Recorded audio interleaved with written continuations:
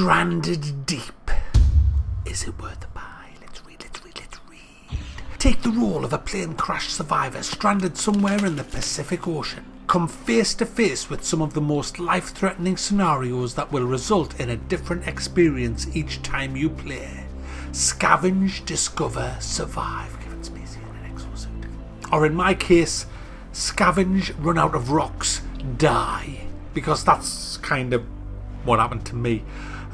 Yes, you're a survivor of a plane wreck. You're the only person on board the plane, but you might be a billionaire or something. It might be your own private jet. Who knows? All I know is that this is currently a single-player early access survival game that doesn't have zombies, so it's worth a review anyway. After your plane crashes, you start off on a life raft, very close to an island. So you just paddle to the island, and there you are. Now, once you're on this island, you can choose to set up a base there, or you can just scavenge the island and move to another island. There are islands dotted all over the place, and you can use your life raft to get between them.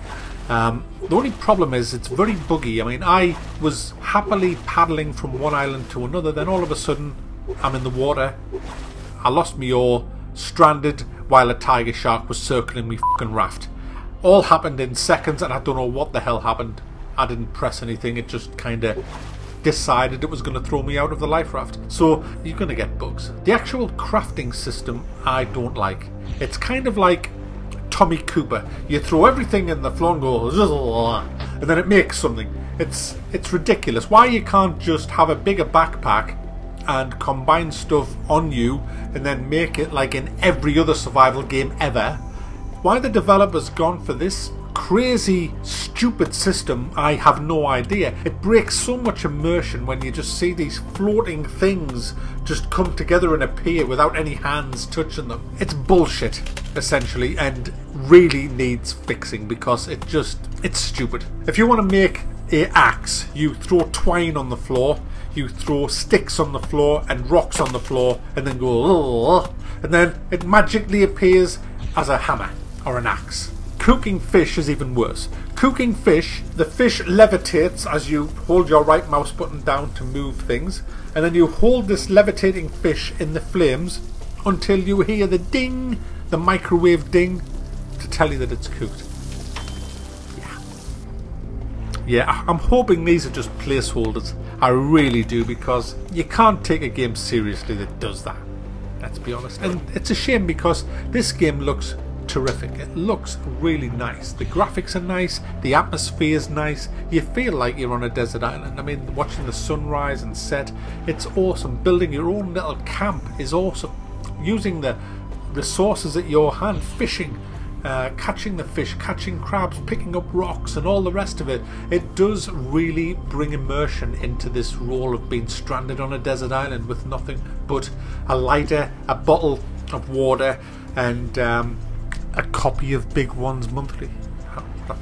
But yeah, that's essentially what you do in this game. Now, it's all procedurally generated, the world, so no two islands are going to be the same and no two gameplays are going to be the same. So if, like me, you run out of rocks, which are an integral part of crafting, you pretty much use them in everything.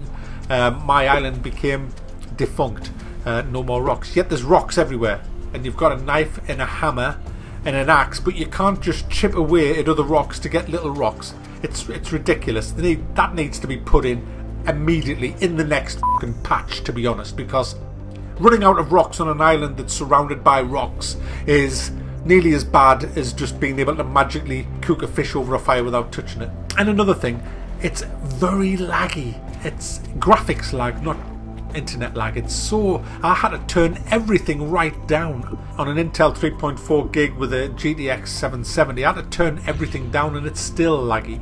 It has a FOV slider, which is nice, but the graphics felt very laggy. It didn't feel right, it didn't feel optimized properly, which it probably isn't. So all of them are pretty bad points about this game. The good thing is, if the developer sticks to it, fixes a lot of things, adds what he says he's going to add, then it could turn out to be a really nice game. It has a big underwater world which I'm yet to explore. I just don't have the gear to do it yet. But it does need a lot of love. It needs a lot of love and care, this game. They're adding co-op and multiplayer. There's going to be Oculus Rift support further down the road. But there's a lot to do with what he's got at the minute. I'd like to see bigger islands and more varied islands and things like that. I've only just touched on it. I've played it for 2 hours, and what I'm going to do is, as it currently is, it's more of a taster. It's a very early access. It feels very early. If you are desperate to play this type of game where you survive against nature, then you're probably going to like it, and you're probably going to want to keep playing this as the developer adds more content. If you're looking for something that's quite a polished early access, this isn't it. And so I would say it's not worth it. But I was hoping for more. I was hoping that the basics of the gameplay were in there, like not running out of rocks for a start, you know, and not falling out of boats for no apparent reason, that would be actually fixed. And for that reason, I'm going to thumb down it just for the moment. But I'm not going to lie, guys. I really am excited about this game. I think this game is going to be a cracker when it's finished. I really do, and I can't wait to come back in maybe 4 months. Might just give this about 4 months and then come back, because I'm dying to see this when it's fixed up, when it's better optimized, when there's better crafting. 4 to 6 months I'll come back and have a look. So if you're after something that you're looking to support and get your teeth into, because this is the dream game for you, it's worth a buy. If, like me, you were looking for something a little bit more playable, then I have to say, in its current form, it's not worth a buy, but it's certainly one to watch.